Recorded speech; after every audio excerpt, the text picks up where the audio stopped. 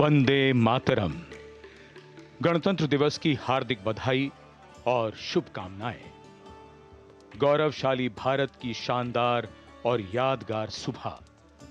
आज ही के दिन सन 1950 को हम बने थे लोकतांत्रिक गणराज्य। राष्ट्रीयता की भावना जन जन के चेहरों से व्यक्त होती हुई, पूरा माहौल निखरा और संवरा हुआ। ये संपूर्ण दृश्य कुछ ही देर में भव्यता के नए आकाश छूने लगेगा जब यहां समारोह प्रारंभ होगा और भव्य परेड निकाली जाएगी। हम भारत की सैन्य शक्ति, सांस्कृतिक विरासत और भव्यता की एक शानदार तस्वीर के गवाह बनेंगे। इस बार समारोह की विषय वस्तु विकसित भारत और भारत लोकतंत्र की जननी है। इस बार के समारोह में नारी शक्ति को केंद्र में रखा गया है। 75वां गणतंत्र दिवस समारोह, जिसमें माननीय राष्ट्रपति परेड की सलामी लेंगी। समारोह में हमारे मुख्य अतिथि फ्रांस के राष्ट्रपति हैं। Namaskar. From the cold climes but warm heart of Delhi, from these perfectly proportioned and gorgeously groomed vistas, and of course from every proud Indian to another fellow citizen, 75th Republic Day greetings. Today, as this mist-mingled morning dawns over Kartavya Path, let us come together from different parts of the country, from different areas, to celebrate as one, lest we forget that we belong to a land which has nourished the seed of civilization, and that we inhabit a country where culture, creativity and camaraderie interweave to build nationhood. So today, as the tricolour umbrella of national sentiment brings us together, let each of us know and believe that we stand shoulder to shoulder as one, lest we forget. With a seating capacity of nearly 77,000, Kartavya Path today adorned with viewers from all parts of the country. गणतंत्र दिवस यानी हमारा सबसे महत्वपूर्ण राष्ट्रीय पर्व, जिसका साक्षी बनने के लिए देश के कोने कोने से और विदेशों से भी मेहमान यहाँ पर मौजूद हैं। कर्तव्य पथ के दोनों ओर स्थित दर्शक दीर्घाओं में इस वर्ष की परेड बेहद खास है, क्योंकि लगभग 13,000 विशेष अतिथियों को आज की इस परेड को देखने के लिए विशेष तौर पर आमंत्रित किया गया है, जो देश के अलग अलग राज्यों और केंद्र शासित प्रदेशों से यहाँ पहुँचे हैं अपने परंपरागत परिधानों में। आज का भारत समृद्ध भारत है, सशक्त भारत है, विकसित भारत है, दुनिया की शीर्ष अर्थव्यवस्थाओं में शामिल हो रहा भारत है, हर क्षेत्र में आगे बढ़ रहा भारत है, संकल्प से सिद्धि की ओर अग्रसर। देश की इस गौरवमयी परंपरा का निर्वहन आज 75वें गणतंत्र दिवस पर मूर्त रूप ले रहा है, नारी शक्ति के उदय और प्रदर्शन के रूप में। Welcome to the grandest parade venue in the country on the most important day of a republic. In a few minutes, we will witness the grand spectacle of our country's military prowess, its scientific developments, glimpses of the rich cultural heritage, all on display. Each year, the parade showcases and celebrates our military might, our diversity in culture, language and traditions, musical and dance traditions, our soldiers, our veterans and our freedom fighters, many of whom are present here at this Kartavya Path. The theme of the Republic Day centers around India, mother of democracy, and Viksit Bharat, or developed India, a day of immense significance as we reaffirm the spirit of freedom. We underscore the sovereignty and self-governance bestowed on us through the Constitution.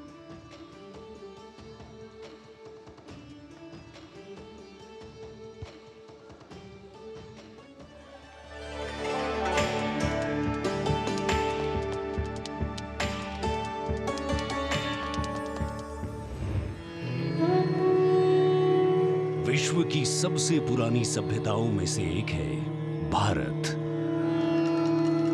यहाँ बहुरंगी विविधता और समृद्ध सांस्कृतिक विरासत है। तमाम विशेषताओं के बीच यहाँ की अनूठी खासियत है यहाँ का गणतंत्र। भारतीय गणतंत्र सदियों पुरानी वो अमूल्य परंपरा है जिस पर हर किसी को गर्व है। वेदों से लेकर पौराणिक ग्रंथों में गणतंत्र का गौरवशाली उल्लेख है। बौद्ध काल की बात करें या फिर पाणिनि के अष्टाध्यायी और कौटिल्य के अर्थशास्त्र की, गणराज्यों के वैभव की चर्चा हर जगह है। करोड़ों देशवासियों की आस्था के प्रतीक गणतांत्रिक प्रणाली को स्वतंत्रता के बाद एक नया आयाम प्रदान किया गया। 26 जनवरी 1950 को धूमधाम से मनाए गए पहले गणतंत्र दिवस के बाद से गर्व और गौरव की ये यात्रा जारी है। भारतीय गणतंत्र का मूल है हमारा संविधान। ये देश की शासन व्यवस्था का आधार और पथ प्रदर्शक होने के साथ दुनिया की सर्वाधिक आबादी की अभिलाषाओं और आकांक्षाओं का प्रतीक है। ये देश की अनूठी सांस्कृतिक विविधताओं को भी पेश करता है।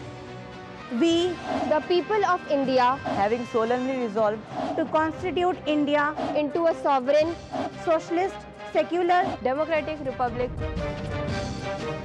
स्वतंत्रता के बाद जब संविधान बना तो उसमें देशवासियों को सशक्त बनाते हुए मौलिक अधिकार दिए गए।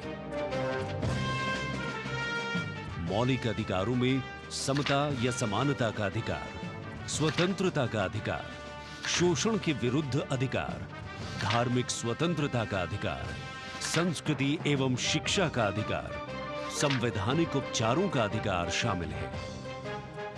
मौलिक अधिकारों के साथ संविधान ने हमारे कर्तव्य भी बताए हैं। वर्तमान समय में हर देशवासी सही तरीके से अपने अधिकारों का इस्तेमाल करने के साथ कर्तव्यों के प्रति संकल्पित रहे, इसके लिए मौजूदा सरकार ने अनुकूल माहौल प्रदान किया है। आज के भारत में सभी के लिए न्याय और सम्मान है। सरकार की कोशिशों से लोग सशक्त हो रहे हैं। बेहतर वर्तमान के दम पर सुनहरे भविष्य के सपने को साकार करने की दिशा में कदम बढ़ा रहे हैं। करोड़ों आकांक्षाओं को साकार करते हुए ये राष्ट्र दुनिया भर में मिसाल कायम करते हुए नए भारत का निर्माण कर रहा है।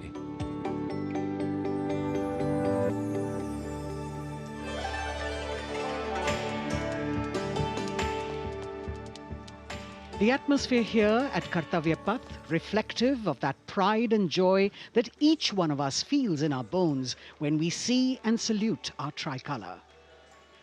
We in the commentary box will be from time to time updating you with the different aspects of today's parade, and among them we must highlight the biggest attraction, which is the flypast by the Indian Air Force that occurs as a finale to this parade. This year, too, they are poised to put up a breathtaking show featuring 51 aircraft from the Indian Air Force, Navy and Army, of which 29 are fighter aircraft. Flying at various altitudes and speeds, these aircraft are channeled into a highly synchronized and seamless continuum, an aerial ballet worth watching. The flypast, of course, as you know, is a huge and complex exercise involving several aircraft, hundreds of personnel, many air bases, and of course, precision in terms of time. 75वें गणतंत्र दिवस का राष्ट्रीय पर्व हर भारतीय के लिए गर्व और गौरव का अवसर है। गणतंत्र दिवस के इस पावन अवसर पर राष्ट्रीयता के रंगों से दमकता कर्तव्य पथ, हजारों की संख्या में जहां पर आम जनता 42,000 टिकट आम जनता के लिए उपलब्ध कराए गए हैं और इस आकर्षक परेड में देश की समृद्ध सांस्कृतिक विरासत और उन्नत सामरिक शक्ति का अविस्मरणीय प्रदर्शन होता है और उसे पूर्णता प्रदान करता है भारतीय वायुसेना का फ्लाई पास्ट। इस वर्ष की परेड के आकर्षक फ्लाई पास्ट में 51 वायुयान भाग ले रहे हैं, जिसमें लड़ाकू विमान शामिल है, हेलीकॉप्टर शामिल है, परिवहन विमान भी शामिल है। देश की वायुसीमा की रक्षा के लिए सतत मुस्तैद भारतीय वायुसेना के कुशल पायलट्स लगातार उन्होंने कठिन अभ्यास किया है और आज आयोजित होने वाले फ्लाई पास्ट को वर्तमान स्वरूप प्रदान किया है।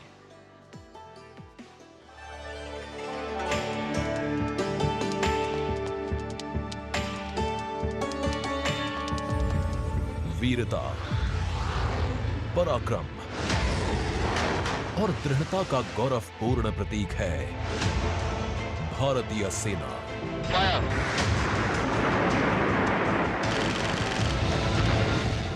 भारतीय सेना के शौर्य और अदम्य साहस के गौरवशाली प्रदर्शन को समेटे गणतंत्र दिवस पर होगा भव्य फ्लाई पास्ट।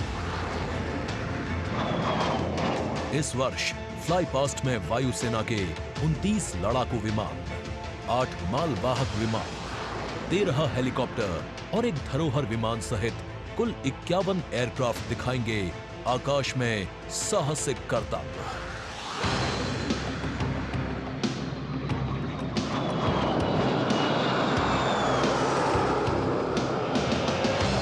कर्तव्य पथ साक्षी बनेगा तेजस, सुखोई और राफेल जैसे विमानों के हैरत अंगेज कर देने वाले एयर शो का।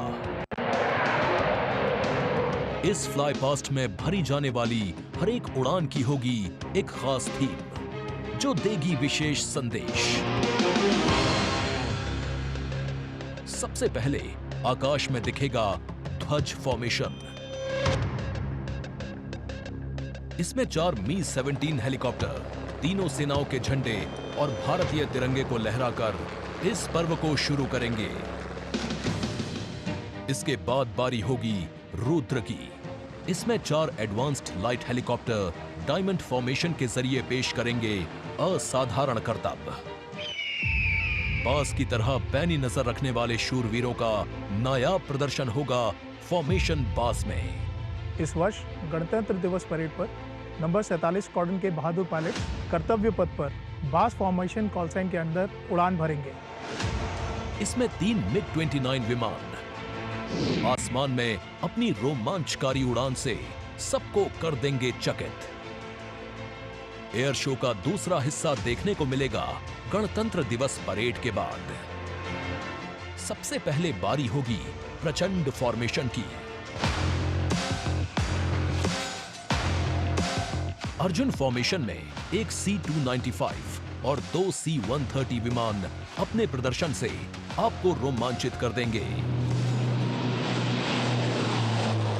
मुझे अत्यंत गर्व है कि मेरे अफसर और वायु सैनिक इस गणतंत्र दिवस फ्लाई पास्ट के हिस्सा हैं।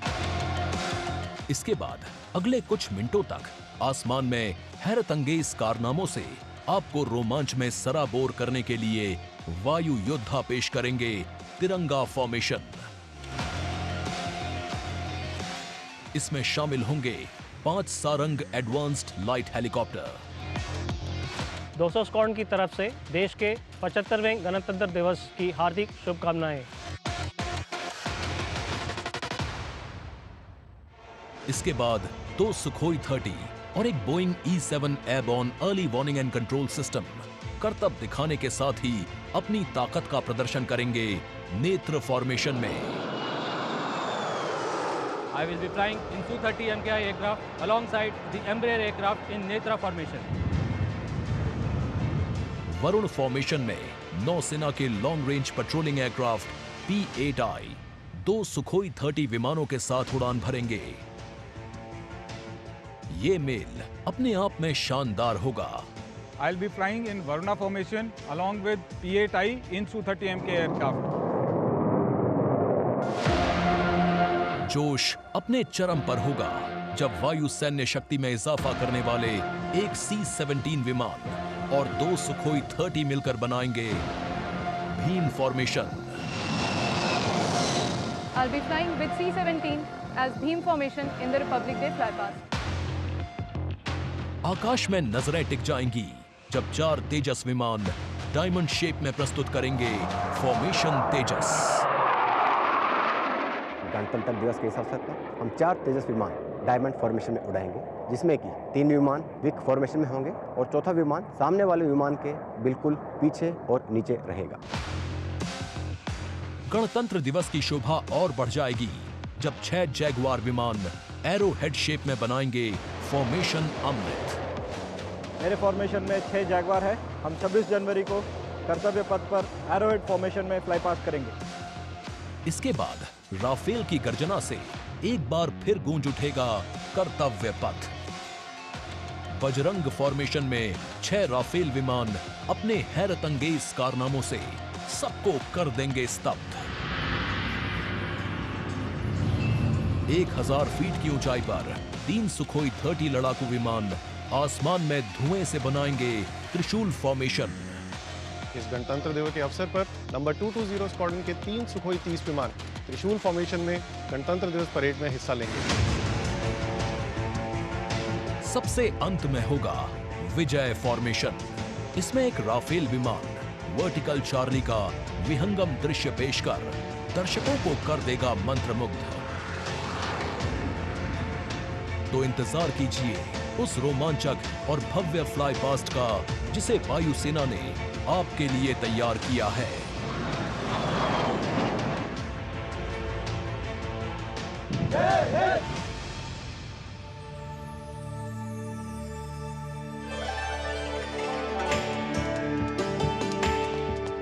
भारतीय वायुसेना भारत का गौरव, और यहां कर्तव्य पथ पर इस बार सजावट कुछ विशेष है।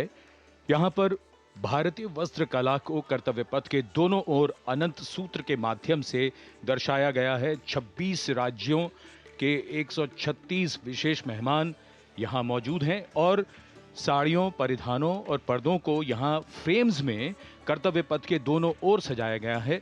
इनमें एक 150 वर्ष पुरानी साड़ी भी है और हर फ्रेम के नीचे एक QR कोड है जिसे स्कैन करके उस परिधान और वस्त्र के बारे में पूरी जानकारी प्राप्त की जा सकती है। संस्कृति मंत्रालय की ये पहल और कर्तव्य पथ पर अनंत सूत्र का संदेश देने के लिए विशेष मेहमान 136 विशेष अतिथि अलग अलग दीर्घाओं में यहां पर मौजूद हैं, जिन्होंने अपने प्रदेश की पारंपरिक वेशभूषा का यहां पर प्रदर्शन किया है। विशेष अतिथि, जैसा हम सब जानते हैं, कुल 77,000 दर्शकों के बैठने की जगह है, 42,000 आम जनता के लिए और 13,000 विशेष अतिथि, और इनमें वो भी शामिल हैं जिनका जिक्र माननीय प्रधानमंत्री ने मन की बात में किया। With 108 episodes to its credit, Mann Ki Baat remains a unique and outstanding radio program, standing out as one of its kind globally.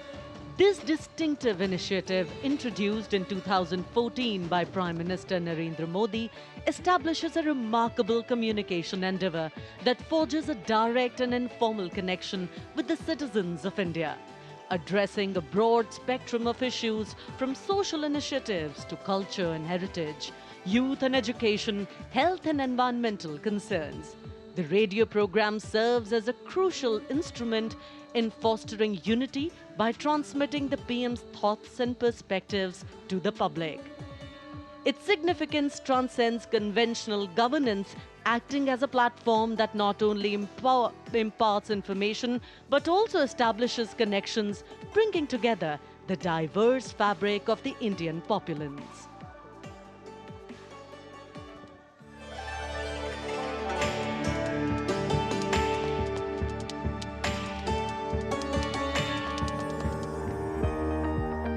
मेरे प्यारे देशवासियों, नमस्कार।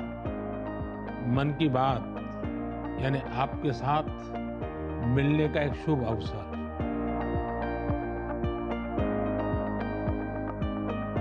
मन की बात यानी माननीय प्रधानमंत्री श्री नरेंद्र मोदी से जन जन की बात। 3 अक्टूबर 2014 को मन की बात कार्यक्रम की पहली कड़ी का प्रसारण हुआ। तब से लेकर आज तक ये कार्यक्रम हर महीने के आखिरी रविवार को सुबह 11 बजे प्रसारित होता रहा है। सियावर रामचंद्र की जय। मेरे प्यारे देशवासियों, मैं नासिक धाम पंचवटी से कर रहा हूं। पंचवटी वो पावन धरा है जहां प्रभु श्री राम ने काफी समय बिताया था। इसी भाव के साथ आप सभी राम भक्तों को कोटि कोटि नमन। जय सिया राम। राजनीति से अलग हटकर ये कार्यक्रम जन भावनाओं से प्रेरित होता है। यानी मन की बात में लगातार उन मुद्दों और चुनौतियों पर चर्चा की जाती है जिनका देश और देश के नागरिक हर दिन सामना करते हैं। गांव से निकला हुआ एक छोटा सा अभियान सेल्फी विद डॉटर को अंतर्राष्ट्रीय बनाने के लिए मन की बात कार्यक्रम का बेहद सराहनीय योगदान है। हमें नहीं पता था कि ऑनरेबल प्राइम मिनिस्टर हमें टेल एंड पे बॉर्डर के विलेज में भी देख रहे हैं, त्रेवा गांव में। जब उन्होंने लाइव होकर कोई 5.5 मिनट बॉर्डर विलेज त्रेवा में जम्मू में हमसे बात की, ये हमारे लिए गौरवमय बात है कि ऑनरेबल प्राइम मिनिस्टर हमें ये बात बोल रहे हैं। लगभग हर स्तर पर मन की बात कार्यक्रम ने सकारात्मकता की भावना के माध्यम से परिवर्तनकारी भूमिका निभाई है और कहीं न कहीं नकारात्मक दृष्टिकोण को सिरे से नकार दिया है। संभवतः इस कार्यक्रम की सबसे खास एवं रोचक बात ये रही है कि ये देश के 100 करोड़ से भी ज्यादा नागरिकों के बीच संचार के बेहद लोकप्रिय और सर्वसुलभ माध्यम यानी रेडियो के जरिए एक दूसरे से जुड़ने का साधन बन चुका है। वोकल फॉर लोकल का ये अभियान पूरे देश की अर्थव्यवस्था को मजबूती देता है।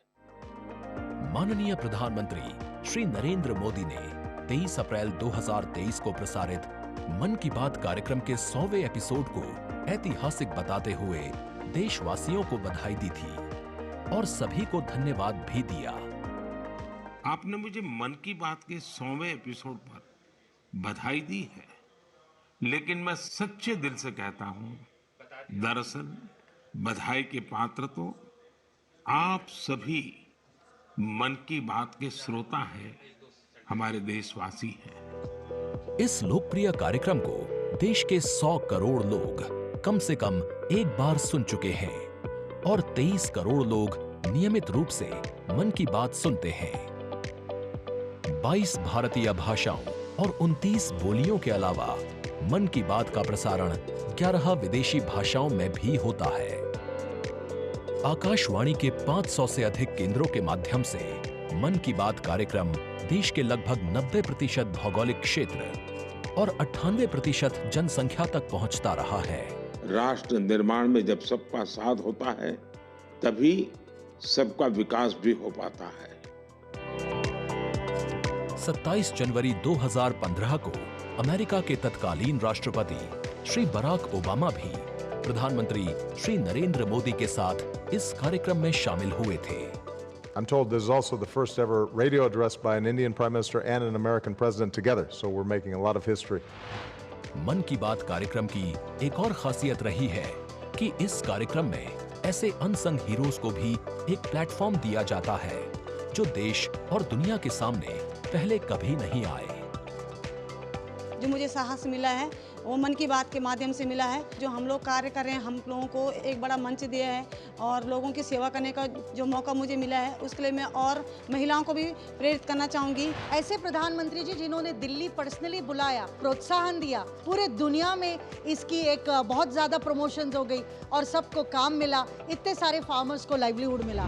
कोरोना काल के दौरान प्रधानमंत्री के मन की बात के एपिसोड्स में कोरोना योद्धाओं का नाम लेकर प्रधानमंत्री जी ने देशवासियों से उन्हें सम्मानित करने की अपील की और देश के नागरिकों को वैक्सीन के विकास के चरणों से अवगत कराया।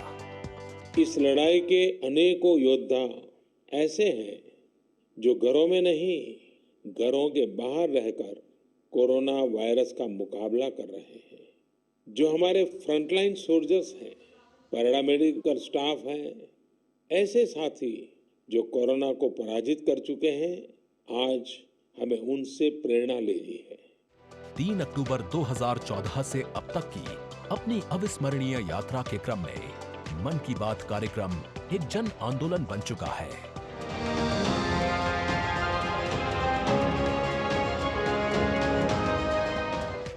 मन की बात का पावन संकल्प है विकसित, खुशहाल और प्रगतिशील भारत।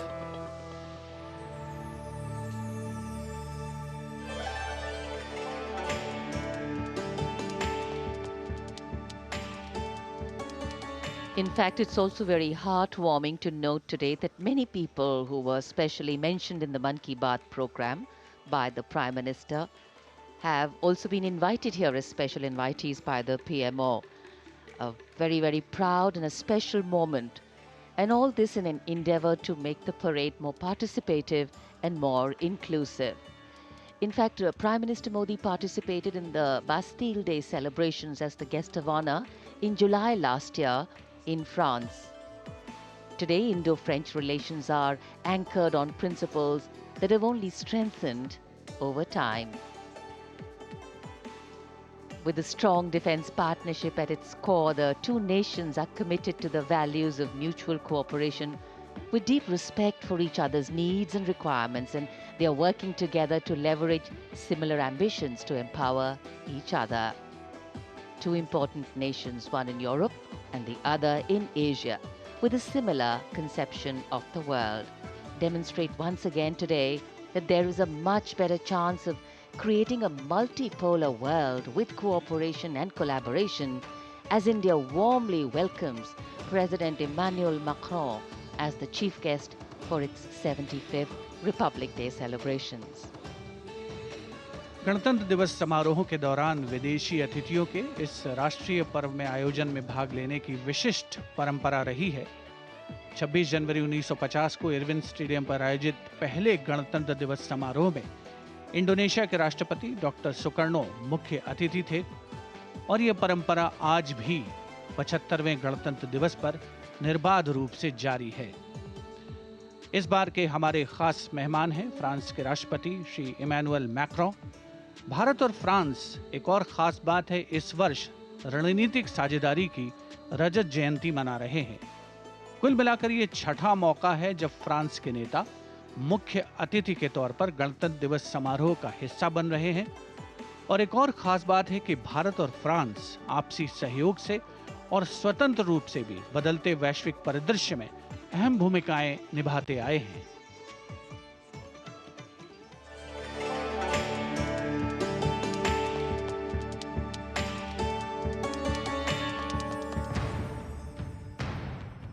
भारत और फ्रांस, विश्वास, सम्मान और प्रतिबद्धता, दोनों देशों के द्विपक्षीय संबंध समय के साथ और होते जा रहे हैं प्रगाढ़।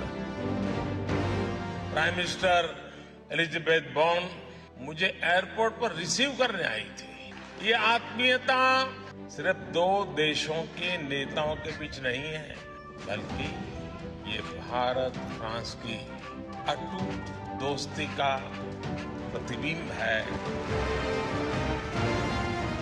जहां भी, जब भी एक देश को समर्थन की आवश्यकता हुई, वहां दूसरे देश ने उसका भरपूर सहयोग किया। इस रणनीतिक साझेदारी के पूरे हो गए हैं 25 साल।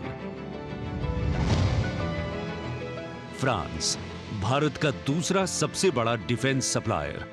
1950 के दशक से ही फ्रांस सैन्य विमानन क्षेत्र में भारत के लिए एक विश्वसनीय भागीदार रहा है। भारतीय वायुसेना में पहली पीढ़ी के डसॉ ओरेगन लड़ाकू विमान की खरीद से लेकर हाल के पनडुब्बी और रफायल सौदे तक भारत ने फ्रांस से कई हथियार खरीदे हैं। इसके साथ फ्रांस टेक्नोलॉजी ट्रांसफर कर स्वदेशी उत्पादन क्षमताओं और संयुक्त उद्यमों के जरिए भारत के रक्षा आधुनिकीकरण के प्रयासों में सहायता कर रहा है। भारत फ्रांस मित्रता के सफर में महत्वपूर्ण वर्ष था 1998। 11 मई 1998।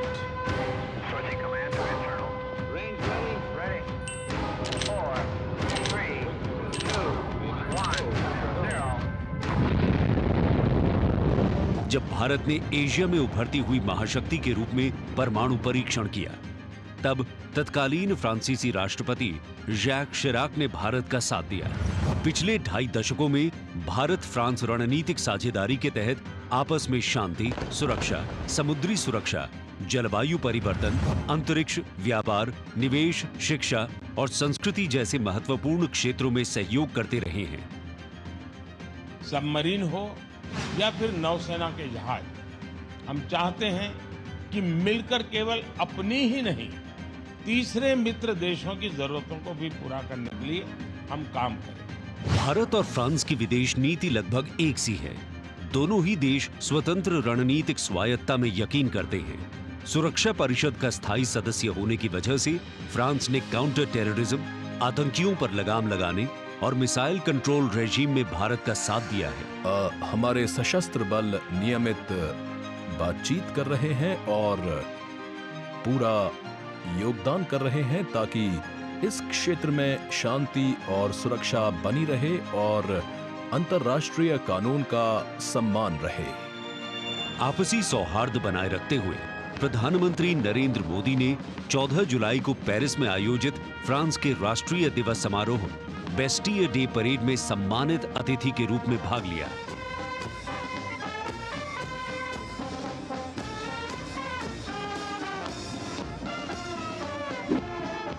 वहीं इमैनुअल मैक्रोन ने सितंबर में नई दिल्ली में आयोजित G20 शिखर सम्मेलन में भाग लिया। भारत कहता है वसुधैव कुटुंबकम, यानी पूरा विश्व एक परिवार है।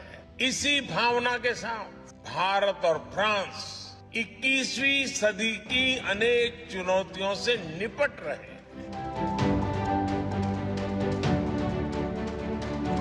गणतंत्र दिवस समारोह में राष्ट्रपति मैक्रोन की उपस्थिति भारत और फ्रांस के बीच संबंधों को और प्रगाढ़ करेगी और आने वाले वर्षों में सहयोग के नए रास्ते खुलेंगे।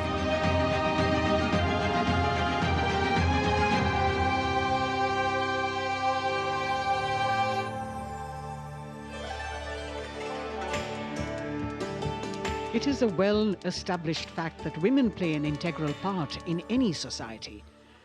It is through the empowerment of women that societies can ensure their growth as well, and the Government of India has been focused on promoting Nari Shakti in the country. It is committed to improve women's lives and remove any bottlenecks that come in the way of their progress. During the last 9 years, the central government has launched numerous welfare schemes aimed to empower women and make them lead India's development journey. This year, in addition to larger participation of women in the parade, we also have special invitees from various sectors of industry, manufacturing sector, maintenance workers, women space scientists, and many more. Around 13,000 special invitees of the Prime Minister being given the pride of place, making the whole event inclusive, participative, and truly democratic. A republic that is by the people, for the people, and of the people. कर्तव्य पथ पर विशेष मेहमानों को आमंत्रित किया गया है, जिसमें सुनिश्चित किया गया है कि हर वर्ग की भागीदारी इस समारोह में हो। बहुत ही खास गणतंत्र दिवस समारोह, इसका थीम है विकसित भारत और भारत लोकतंत्र की जननी। साथ ही इस बार पूरा समारोह नारी शक्ति पर केंद्रित। इस बार आधी आबादी की पूरी भागीदारी सुनिश्चित की गई है। अलग अलग दीर्घाओं में पारंपरिक वेशभूषा में यहां पर विशेष अतिथि। इस बार राष्ट्रीय गान के बाद पहली बार परेड की शुरुआत में 100 महिला कलाकार अपनी मौजूदगी का परचम कर्तव्य पथ पर लहराएंगी। ये बदलता भारत है, यहां अब महिला अबला नहीं, शक्ति है। ये आज की नारी है, नारी तू नारायणी।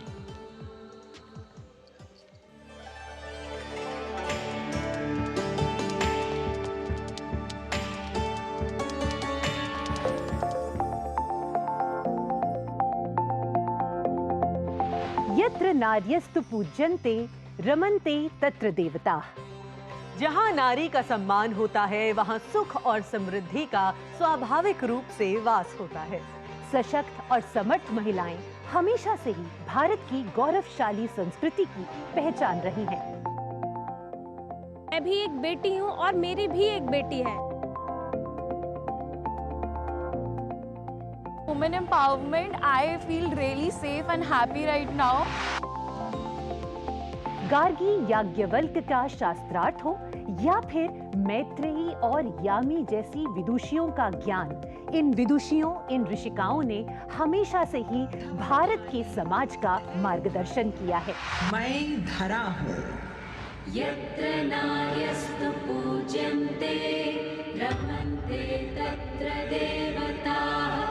यत्र एतास्तु न पूज्यन्ते सर्वास्तत्र फलाक्रियाः।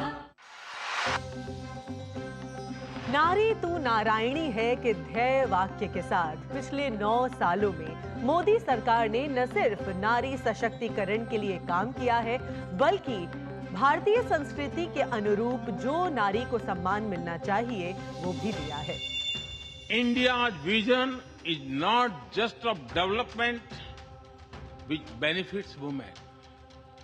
It is of women-led development where women lead the journey of progress.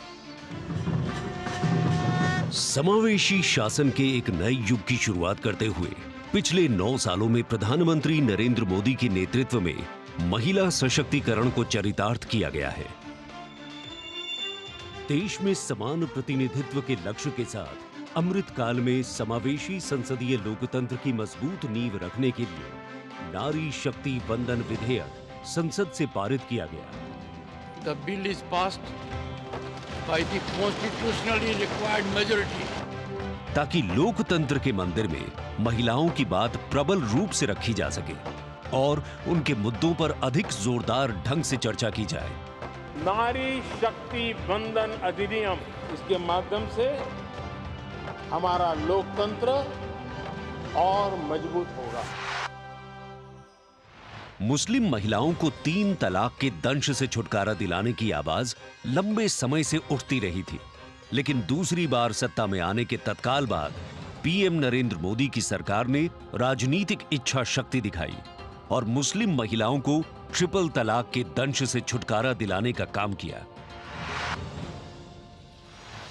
महिला सशक्तिकरण के लिए समर्पित मोदी सरकार ने पिछले 9 सालों में महिलाओं को सशक्त और समृद्ध बनाने के लिए कई योजनाओं की शुरुआत की, जिससे खेलों से लेकर रोजगार, महिला स्वास्थ्य और आत्मनिर्भर बनने की दिशा में महिलाओं का मार्ग प्रशस्त किया है।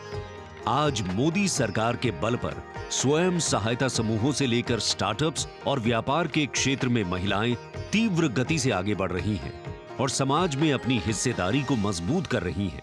ये करोड़ों महिलाएं कितना वैल्यू क्रिएशन कर रही हैं और इसका अंदाज आपको इनकी कैपिटल रिक्वायरमेंट से भी लगा सकते हैं। 9 वर्षों में इन सेल्फ हेल्प ग्रुप्स ने 6.25 लाख करोड़ रुपए का लोन लिया है।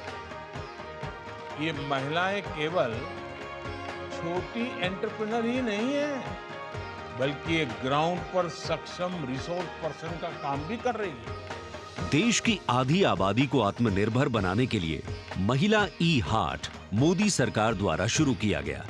महिला उद्यमियों को समर्पित ऐसा ऑनलाइन मार्केटिंग प्लेटफॉर्म है जिस पर आज 2.2 लाख से अधिक महिलाएं विक्रेता के रूप में पंजीकृत हैं। साथ ही मुद्रा योजना के द्वारा महिलाएं अपने बल पर उद्यमी बन रही हैं। जहां बेटी बचाओ बेटी पढ़ाओ, कन्या भ्रूण हत्या रोकने और बेटियों को शिक्षित बनाने की दिशा में बहुत बड़ा कदम है, वहीं पीएम आवास योजना के अंतर्गत महिलाओं के नाम पर आवास उपलब्ध कराया जा रहा है। पीएम आवास योजना के जो 3 करोड़ से अधिक घर बने, उनमें से अधिकांश महिलाओं के ही नाम है।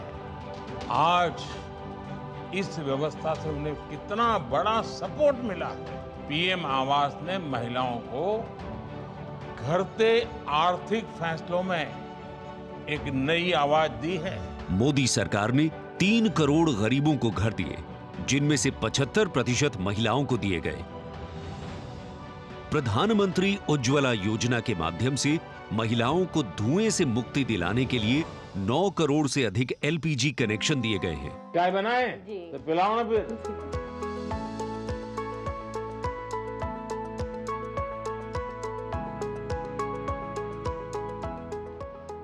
बहुत मीठी चाय पीते हैं आप, हैं? हमसे मीठी हो ही जाती, मालूम नहीं कैसे। और स्वच्छ भारत मिशन के अंतर्गत महिलाओं को खुले में शौच से मुक्ति दिलाने के लिए 11 करोड़ से अधिक शौचालयों का निर्माण किया गया है, ताकि महिलाओं को सम्मान और सुरक्षित जीवन मिले। 80 करोड़ गरीबों को मिलने वाले खाद्यान्न से भी सबसे बड़ी राहत महिलाओं को मिली। मोदी सरकार द्वारा 11 करोड़ जल आपूर्ति कनेक्शन और 50 करोड़ लाभार्थियों को स्वास्थ्य बीमा प्रदान करने से भी सबसे बड़ा लाभ महिलाओं को मिला। साथ ही मातृत्व अवकाश, मातृत्व लाभ के तहत महिलाओं के लिए वेतन के साथ मातृत्व अवकाश की अवधि 12 हफ्ते से बढ़ाकर 26 हफ्ते की गई है।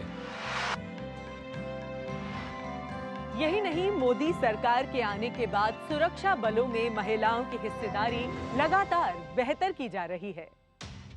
डिफेंस में महिलाओं को स्थायी कमीशन देना हो या पहली बार आर्टिलरी रेजिमेंट में महिला अफसरों को शामिल करना हो, सियाचिन ग्लेशियर जैसे सबसे ऊंचे युद्ध क्षेत्र में महिला अफसर की तैनाती हो या सैनिक स्कूलों में बेटियों के दाखिले की पहल हो, ये सब इन 9 सालों में संभव हो पाया है। I feel very happy and motivated as a woman. चाहे वो रिक्शा हो या हवाई जहाज, हर चीज लड़कियां चला रही हैं। नारी का सम्मान, देश का सम्मान। नारी का सम्मान, देश का सम्मान। सेवा, सुशासन और गरीब कल्याण के 9 सालों में मोदी सरकार ने सुकन्या समृद्धि योजना से लेकर वोकल फॉर लोकल तक ऐसी कई योजनाओं की शुरुआत की है, जिनकी वजह से महिलाओं के जीवन में आ गई है खुशहाली। उनके सपनों को मिल गए हैं पंख और वो हो गई हैं आत्मनिर्भर। आत्मनिर्भरता, आत्मविश्वास और सामाजिक सक्रियता के साथ कदम से कदम बढ़ाते हुए कर्तव्य पथ पर चलते हुए देश के सर्वांगीण विकास में हम महिलाएं पग पग पर साथ है, ये हमारी गारंटी है। जय हिंद, जय Bharat.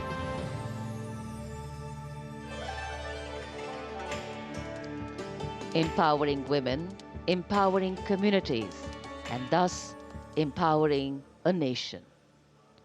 Kartavya Path on either side. People kitted out in their warm winter woolens. Got up early in the morning. The day dawned a little foggy, but now I think the warmth of the sun slowly warming the bones which were chilled in the morning, absolutely. So January is a cold month in Delhi. And once the parade begins, we shall see faces light up more, the sun climb higher, and of course excitement will touch the sky. People in their traditional attire, special invitees from different parts of the country. And here, this is a splendid view of the forecourt of Rashtrapati Bhavan, the official residence of the President of India, and the dome that crowns Rashtrapati Bhavan, one of the most distinctive features of the building. This is the Jaipur column, topped by the Star of India. And here, ready to receive the Supreme Commander of the Armed Forces, the President of India, Srimati Draupadi Murmu, who will arrive here in a short while from now. माननीय श्रीमती द्रौपदी मुर्मू के राष्ट्रपति पद पर आसीन होने के साथ भारतीय लोकतंत्र की नई भूमिका रेखांकित हुई है। श्रीमती द्रौपदी मुर्मू का भारत के 15वें राष्ट्रपति के रूप में निर्वाचन एक ऐतिहासिक क्षण है। उनकी नियुक्ति देश के सामाजिक और राजनीतिक परिदृश्य में एक महत्वपूर्ण और शक्तिशाली संदेश देती है। हम सब जानते ही हैं, श्रीमती द्रौपदी मुर्मू के पास एक लंबा और सफल राजनीतिक करियर है। साथ ही उनके पास प्रशासन और संवैधानिक मामलों का गहन ज्ञान भी है। देशवासियों, 75वें गणतंत्र दिवस में कर्तव्य पथ पर माननीय श्रीमती द्रौपदी मुर्मू द्वारा परेड की सलामी लेना कोई मामूली घटना नहीं है। ये राष्ट्रीय गौरव का क्षण है, जो समानता के प्रति हमारे संविधान की प्रतिबद्धता को दर्शाती है। भारतीय लोकतंत्र संविधान स्वतंत्र न्यायपालिका, स्वतंत्र मीडिया और जवाबदेह शासन पर टिका हुआ है।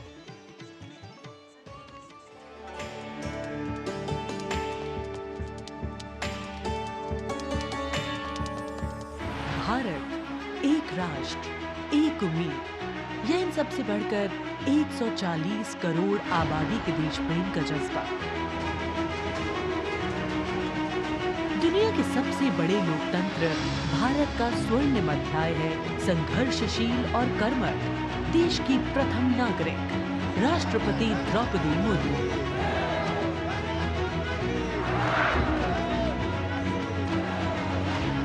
मैं आप सभी को कहना चाहूंगी कि महिला होना अथवा आदिवासी समाज में जन्म लेना कोई बुराई नहीं है।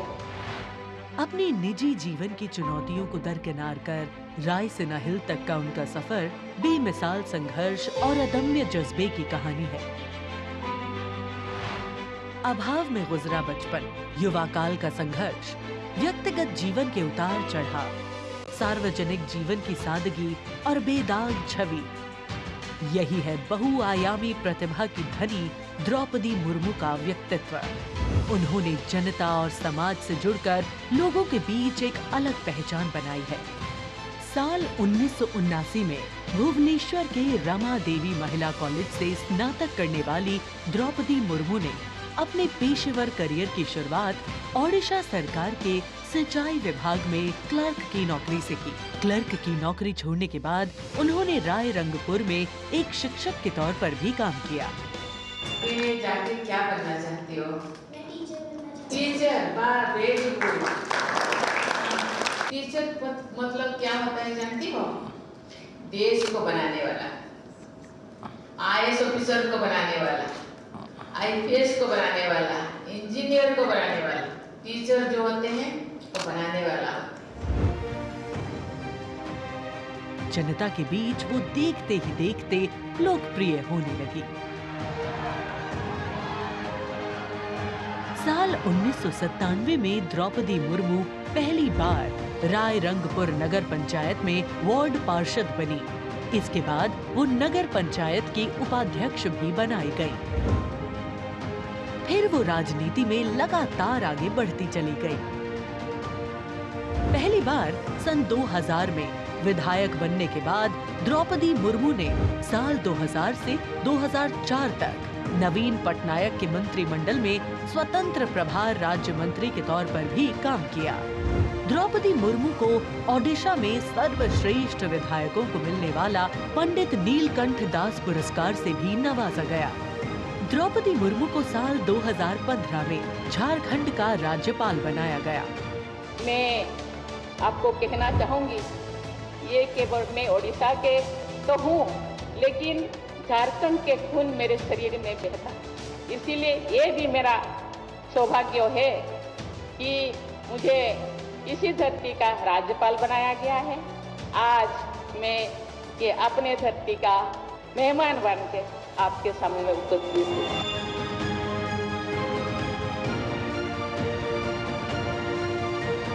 देश के प्रथम नागरिक के रूप में राष्ट्रपति मुर्मू देश के युवाओं में अटूट विश्वास रखती है। ये तो चंद्रयान है ना, वाह, वेरी गुड। और उनसे मातृभूमि के प्रति समाज के उत्थान और राष्ट्र के निर्माण में योगदान देने के लिए बार बार आह्वान करती है। राष्ट्रपति द्रौपदी मुर्मू की जिंदगी पहले ही किसी प्रेरणादायक जीवन से कम नहीं है, लेकिन इसमें और चार चांद लगाते हैं उनके कुछ साहसी कदम। उन्होंने असम के तेजपुर एयर स्टेशन पर सुखोई फाइटर जेट में एक ऐतिहासिक उड़ान भरी। एक सॉर्टी फाइटर जेट में उड़ान भरने वाली वे तीसरी राष्ट्रपति हैं। द्रौपदी मुर्मू दुनिया की हर उस स्त्री के लिए शक्ति और प्रेरणा का स्वरूप हैं, जो समाज की हर बड़ी से बड़ी चुनौती का सामना करके खुद के दम पर अपनी पहचान बनाने का विश्वास रखती है।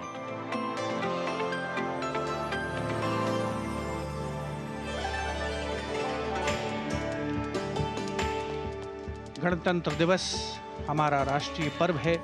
कर्तव्य पथ देश प्रेम के रंगों से दमक रहा है, जहां कुछ देर के पश्चात देश की राष्ट्रपति माननीय श्रीमती द्रौपदी मुर्मू और इस वर्ष के गणतंत्र दिवस के हमारे खास मेहमान फ्रांस के राष्ट्रपति श्री इमैनुअल मैक्रों का आगमन होगा।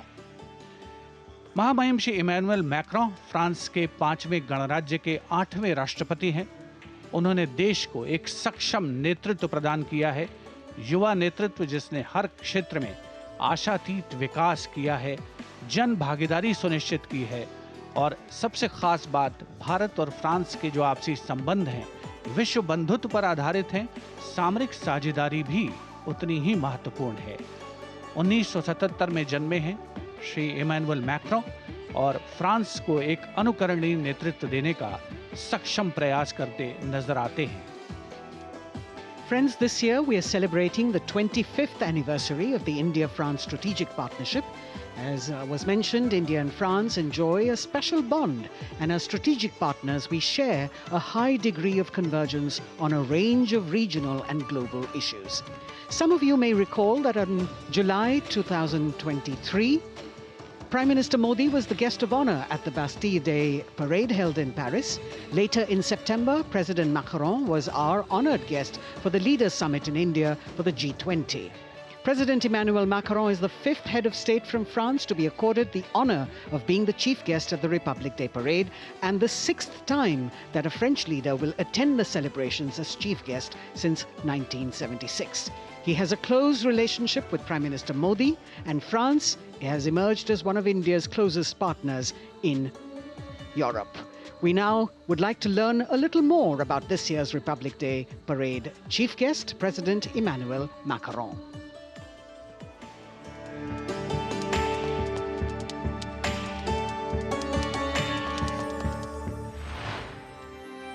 फ्रांस, एक खूबसूरत देश जो अपनी संस्कृति, मुक्त उत्साही लोगों, शानदार शहरों और स्वादिष्ट व्यंजनों से पूरी दुनिया को आकर्षित करता रहा है। भारत और फ्रांस के बीच संबंध परंपरागत रूप से घनिष्ठ रहे हैं और पिछले कुछ वर्षों में माननीय प्रधानमंत्री नरेंद्र मोदी और फ्रांस के माननीय राष्ट्रपति इमैनुअल मैक्रों की अध्यक्षता में दोनों देशों के दशकों पुराने रिश्ते को एक नई ऊर्जा मिली है। फ्रांस के राष्ट्रपति इमैनुअल मैक्रों 2017 में महज 39 वर्ष की आयु में फ्रांस के राष्ट्रपति बने और साल 2022 में फ्रांस की जनता ने एक बार फिर उन्हें विशाल बहुमत से चुना। Et nous allons gagner! Vive la République! Vive la France! France के आमिया में जन्मे इमैनुअल मैक्रों ने यूनिवर्सिटी पारी नॉन्तेर में फिलॉसफी की पढ़ाई की और फिर फ्रांस के प्रतिष्ठित एकोल नेशनल d'administration में वरिष्ठ सिविल सेवा के लिए प्रशिक्षण लिया। राजनीति से पहले मैक्रों ने एक इन्वेस्टमेंट बैंकर के रूप में काम किया और वित्तीय क्षेत्र में उनके अनुभव ने उनके राजनीतिक करियर के लिए एक अनूठी पृष्ठभूमि प्रदान की। अपने राजनीतिक सफर की शुरुआत में मैक्रों ने विभिन्न मंत्रियों के सलाहकार के रूप में काम किया और फिर वर्ष 2012 में तत्कालीन राष्ट्रपति फ्रांसवा ओलांद ने मैक्रों को उप महासचिव के रूप में नियुक्त किया। इसके बाद वर्ष 2014 में मैक्रों अर्थव्यवस्था, उद्योग और डिजिटल मामलों के मंत्री बने और अपने इस कार्यकाल में उन्होंने कई बिजनेस फ्रेंडली इनिशिएटिव्स की शुरुआत की। मैक्रों की राजनीतिक यात्रा का सबसे बड़ा मोड़ तब आया जब उन्होंने साल 2014 में आमिया में एक नई पार्टी En Marche की स्थापना की।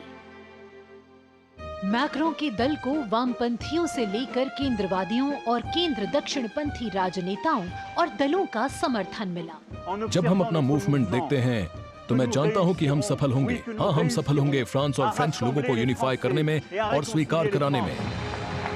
और फिर आया वो ऐतिहासिक पल जब मैक्रों ने अपने प्रतिद्वंद्वी मारीन ला पेन को भारी बहुमत से हराकर वर्ष 2017 का राष्ट्रपति चुनाव जीता। प्रधानमंत्री नरेंद्र मोदी और फ्रांस के राष्ट्रपति इमैनुअल मैक्रों ने सदैव लोकतांत्रिक मूल्यों, मौलिक स्वतंत्रता और मानवाधिकार की प्रति प्रतिबद्धता जाहिर की है, जो आश्वासन देता है कि बदलते वैश्विक परिदृश्य में दोनों देश अग्रसर होने के लिए तैयार हैं।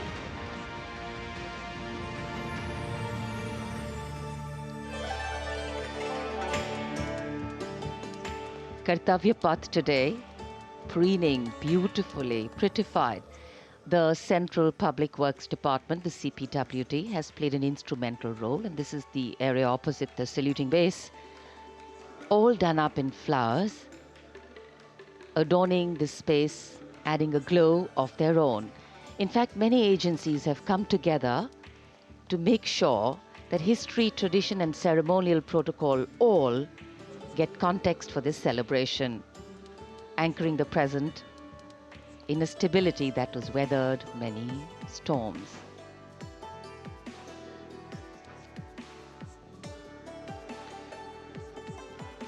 Signal 1 army headquarter signal regiment जो कर्तव्य पथ से लेकर राष्ट्रीय समर स्मारक तक कई किलोमीटर के क्षेत्र में संचार और ध्वनि का जिम्मा संभाले हैं, जिसमें पब्लिक एड्रेस सिस्टम और स्पीकर्स बहुत महत्वपूर्ण यहां मौजूद दर्शकों के लिए।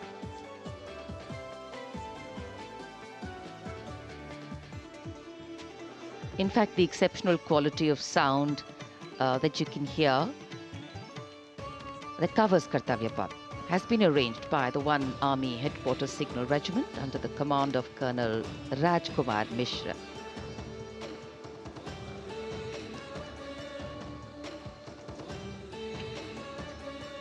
माननीय राष्ट्रपति के आगमन पर राष्ट्रगान के समय 21 तोपों की सलामी लेफ्टिनेंट कर्नल विकास कुमार के नेतृत्व में दी जाएगी। गन पोजीशन ऑफिसर हैं सूबेदार अनूप सिंह। शुभ कार्य से पहले अनुष्ठान भी पूरे किए जाते हैं और जिन तोपों से ये सलामी दी जाएगी उनका निर्माण भारत में ही किया गया है।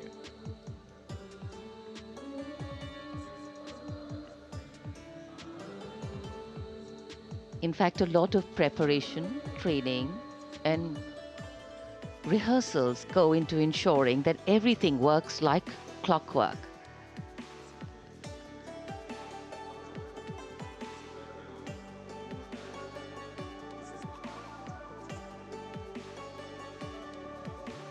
It's a proud moment for every soldier, every participant here to take part in this parade. And right across our commentator's booth is the Parade Control Center, where every movement, the music, the coming on of the music and the fading out, everything is going to be controlled here from the Parade Control Center.